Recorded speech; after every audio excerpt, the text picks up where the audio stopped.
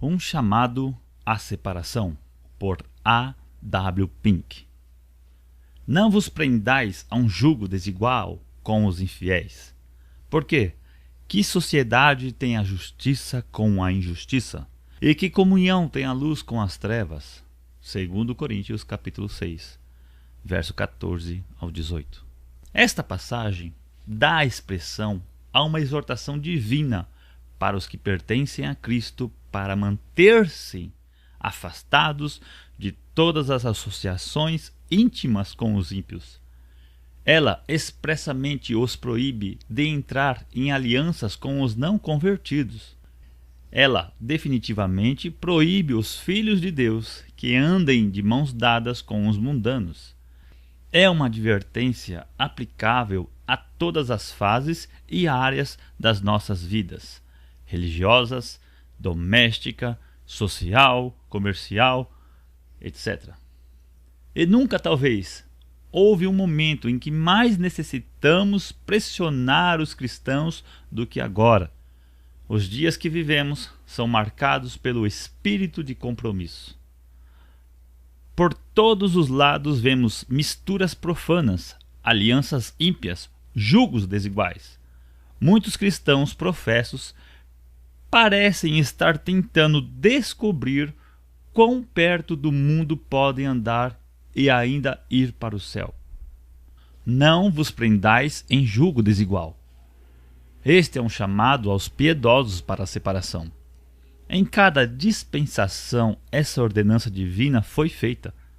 Para Abraão, a palavra peremptória de Jeová foi: sai da tua terra, da tua parentela e da casa de teu pai.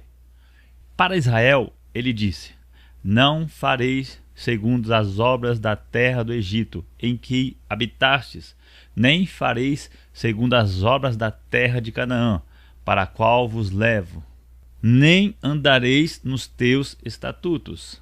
Levítico 18:3. E ainda: não andeis nos costumes das nações que eu expulso de diante de vós. Levítico 20:23.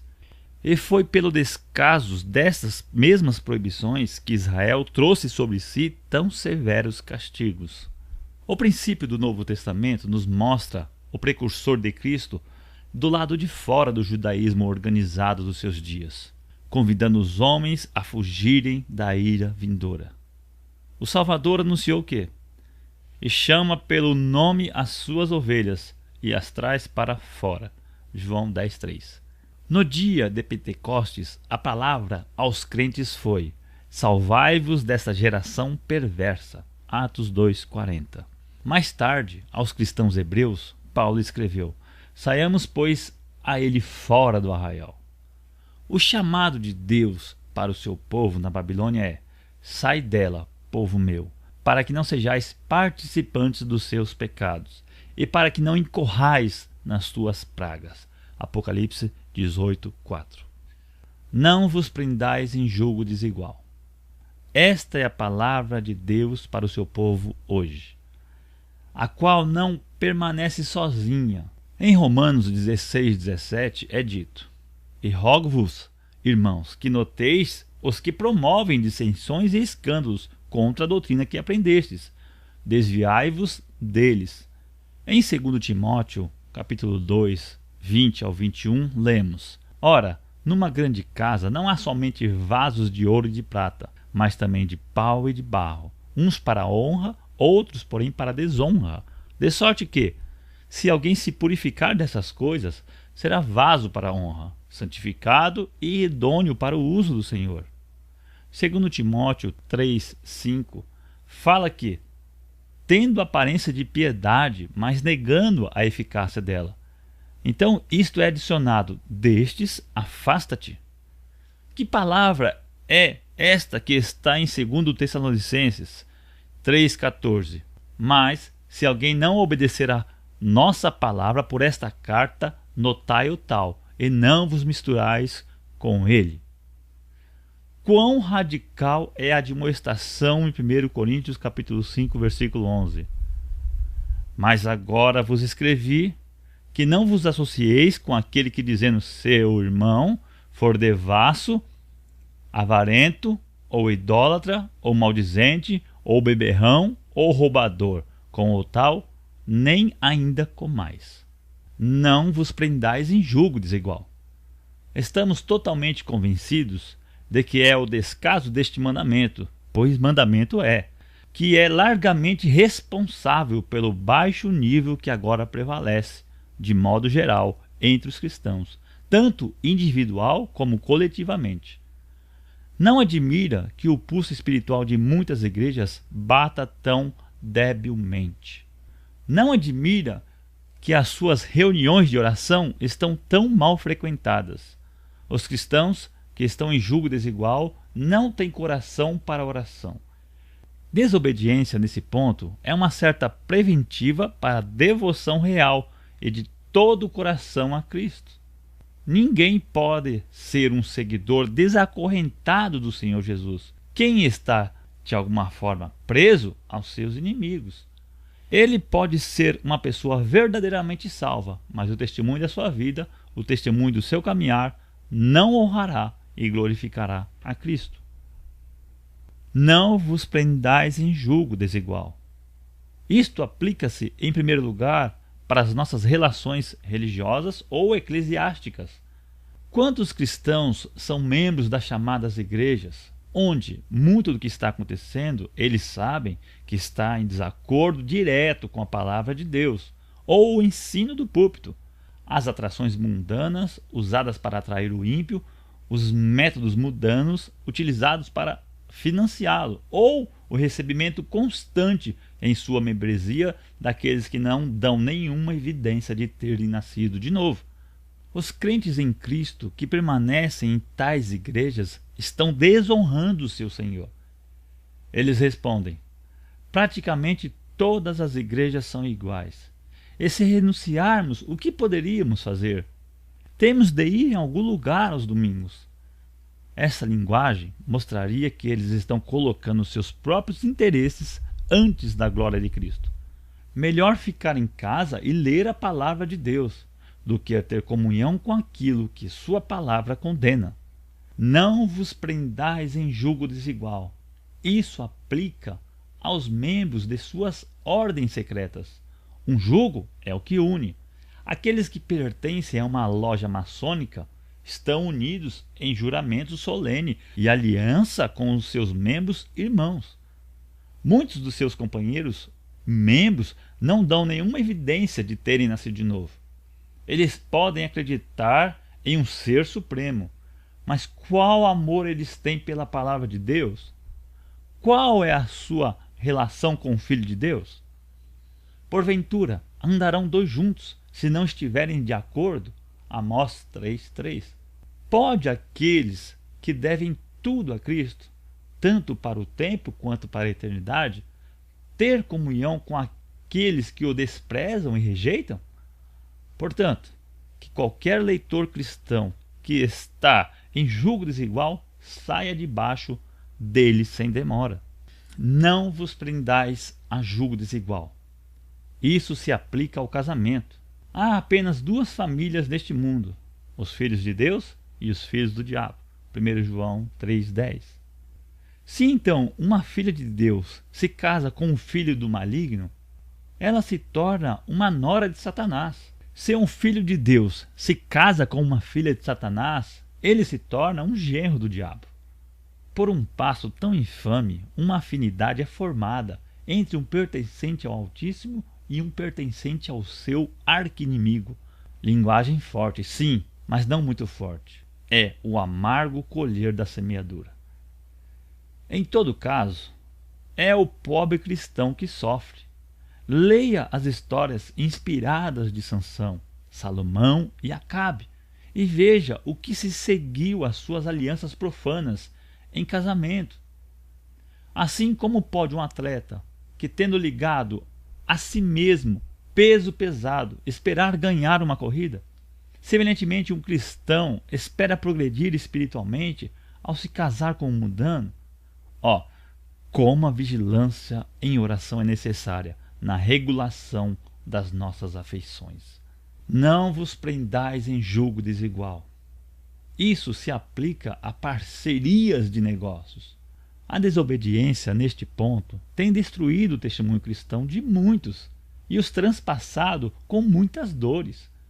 Seja o que for obtido neste mundo, buscando seus caminhos para a riqueza e prestígio social, apenas miseravelmente compensará a perda de comunhão com o Pai e com seu Filho Jesus Cristo? Leia Provérbios 1, 10, 14. O caminho que o discípulo de Cristo é chamado a trilhar é estreito. E se ele o deixa para trilhar em uma estrada mais larga, isso significará castigos severos, perdas de partir o coração e talvez a perda do bem-estar do Salvador no final da jornada. Devemos odiar até mesmo as vestes, figura dos nossos hábitos e maneiras manchadas pela carne. Judas 23. E devemos nos guardar da corrupção do mundo. Tiago 1:27. Que minuciosa e arrebatadora é a palavra que está em 2 Coríntios 7:1. Ora, amados, pois se temos tais promessas, purifiquemo-nos de toda a imundícia da carne e do espírito, aperfeiçoando a santificação no temor de Deus. Se qualquer ocupação ou associação é encontrada dificultando a nossa comunhão com Deus ou o nosso prazer das coisas espirituais, então ela deve ser abandonada. Cuidado com a lepra nas vestes. Levítico 13:47.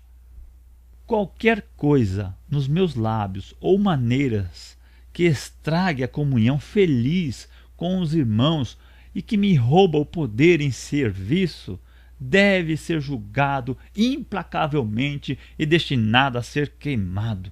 Levítico 13:52. Tudo o que eu não posso fazer para a glória de Deus deve ser evitado. Por quê? Que sociedade tem a justiça com a injustiça? E que comunhão tem a luz com as trevas? E que concórdia há entre Cristo e Belial? Ou que parte tem o fiel com o infiel? E que consenso tem o templo de Deus com os ídolos? 2 Coríntios 6, 14 ao 16. Quão explícitos e enfáticos são os termos usados aqui. Não há desculpas a tudo que está ali para não compreender em termos desta exortação, e a razão com a qual é compatível. Sociedade, comunhão, concórdia, parte, consenso.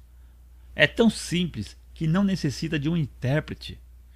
Todas as uniões, alianças, parcerias e envolvimentos com os incrédulos estão expressamente proibidos aos cristãos.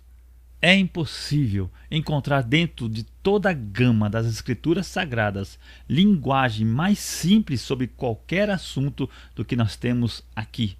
A justiça, injustiça, luz, escuridão, Cristo, Belial. O que eles têm em comum? Que ligação há entre eles? Os contrastes apresentados são muito pontuados e penetrantes. Justiça é certo fazer. Injustiça é errado fazer. O infalível é o único padrão de ação correta e a palavra da justiça. Hebreus 5:13. Unicamente por ela são regulados a vida e o caminhar do cristão, mas o mundano despreza e desafia-o. Então, que comunhão pode haver entre aqueles que estão em sujeição à palavra de Deus com quem não está? Luz e trevas. Deus é luz. 1 João 1:5. E seus santos são os filhos da luz. Lucas 16:8. Mas os filhos do maligno são trevas. Efésios 5:8. Que comunhão então pode haver entre membros de famílias tão dispares? Cristo e Belial. Que concórdia pode haver entre aquele que quem Cristo é tudo e aquele que quem despreza e o rejeita? Porque vós sois o templo do Deus vivente. Como Deus disse, neles habitarei, e entre eles andarei. E eu serei o seu Deus, e eles serão o meu povo. Por isso, sai do meio deles, e apartai-vos, diz o Senhor, e não toqueis em nada imundo, e eu vos receberei, e eu serei para vós pai, e vós sereis para mim filhos e filhas, diz o Senhor Todo-Poderoso. 2 Coríntios 6, 16, 18. Quão abençoados são estes! Primeiro, temos a exortação dada: não vos prendais em julgo desigual. E em segundo lugar, a razão aduzida. Porque que sociedade tem a justiça com a injustiça? Em terceiro lugar, o incentivo oferecido. Esta é uma promessa divina. E é impressionante notar que são 7 em uma. Primeiro, neles habitarei. Segundo, entre eles andarei. Terceiro, eu serei o seu Deus. Quarto, eles serão o meu povo. 5, e eu vos receberei. 6, e serei para vós pai. 7, e vós sereis para mim filhos e filhas. Eu habitarei neles, é comunhão. E entre eles andarei, é companheirismo. E eu serei o seu Deus, é relacionamento. Primeiro, neles, então para eles. E, se Deus é por nós, quem será contra nós? Romanos 8, 31. E eles serão o meu povo. É propriedade, reconhecidos como seus. E eu vos receberei. Significa que estão sendo trazidos para um lugar experimental e consciente de proximidades com Deus. E serei para vós pai. Significa, eu me manifestarei a vós nesta singularidade. E transmitirei aos seus corações todas as alegrias por tal. E vós sereis para mim filhos e filhas.